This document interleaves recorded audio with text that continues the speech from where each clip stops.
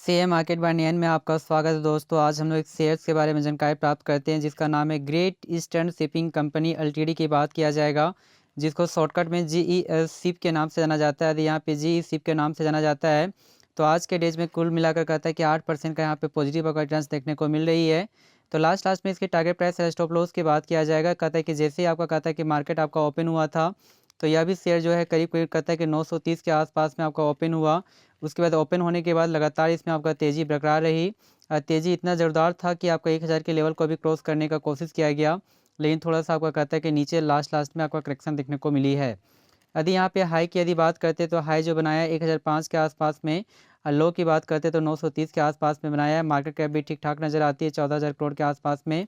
अब P ratio 4 के आसपास में नज़र आती है, जो बहुत ही अच्छा आपका रेशियो में मिल रही है। यदि लाभांश की बात करते तो 3.5% के आसपास में नज़र आ रही है।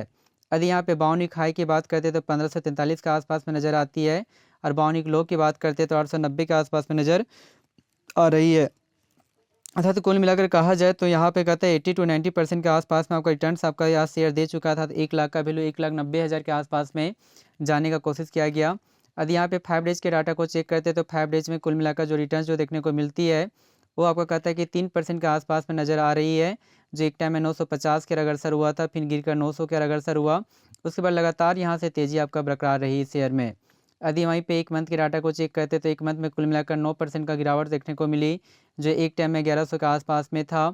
या गिरकर या शेयर करीब करीब 900 के आसपास में आने का कोशिश किया गया। उसके बाद लास्ट में यहाँ पे रिकवरी देखने को मिली है। यदि यहीं पे 6 मंथ के डाटा को चेक करते तो 6 मंथ में कुल मिलाकर 29% के आसपास में गिरावट देखने को मिली, जो एक टाइम में 1400 के आसपास में था। लगातार यहाँ से करेक्शन आपका जारी रहा, जो करीब करीब कहता है कि 1000 से भी नीचे या शेयर्स आपका बिलोंग्स कर चुका। यदि यहीं पे एक 1 जनवरी 2025 की यदि बात करते हैं तो उतना अच्छा रिटर्न्स दिया नहीं है, जिसमें 1% का ही आपका पॉजिटिव का रिटर्न्स देखने को मिलती है, जो एक टाइम में कहता है 980 के आसपास में था। यहाँ से करेक्शन बढ़ के आपका कहता है 900 का अग्रसर हुआ। उसके बाद लगातार तेज़ी के बाद 1000 के आसपास में जाने का कोशिश किया गया।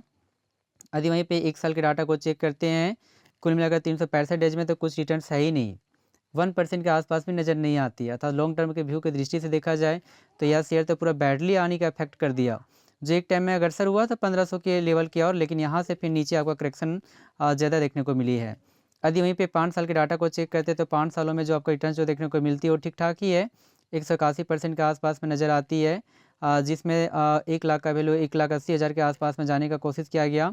इसे ग्राफ के माध्यम से समझने का भी कोशिश करते हैं तो 17 जनवरी 2020 में कहता है इसका जो प्राइस था 347 के आसपास में था, ये बढ़कर 978 के आसपास में जाने का कोशिश किया गया। पुनः उसके बाद यहाँ पे करेक्शन देखने को मिली, जो 216 के अग्रसर हुआ। उसके बाद यह तेज़ी बनकर 21 मई 2021 में 403 के अग्रसर हुआ। पुनः इसमें करेक्शन देखने को मिली, जो 7 जनवरी 2022 में 305 के आसपास आने का कोशिश किया गया। उसके बाद यह बढ़कर 16 दिसंबर 2022 में 699 के आसपास में आने का कोशिश किया गया, और फिर इसमें आपका तेज़ी देखने को मिली, जो 1440 का भी अग्रसर हुआ। उसके बाद थोड़ा सा 12 जुलाई 2024 के बाद से 1440 के अग्रसर होने के बाद यहाँ से थोड़ा सा यहाँ पे करेक्शन देखने को मिली है। आने की रिटर्न्स ठीक ठाक ही है, लेकिन फिर भी इसकी हम लोग बात कर लेते हैं। इसकी टारगेट प्राइस स्टॉप लॉस की बात करते हैं तो यदि इसकी टारगेट प्राइस की बात किया जाए तो यहाँ पे थोड़ा सा आपका रेजिस्टेंस का आपका कार्य कर सकता है। आप देख भी सकते हैं कि बार बार इस प्राइस लेवल पे जाने का आपका कोशिश किया गया, उसके बाद यहाँ से थोड़ा सा नीचे आपका मूवमेंट भी आपका बरकरार रही।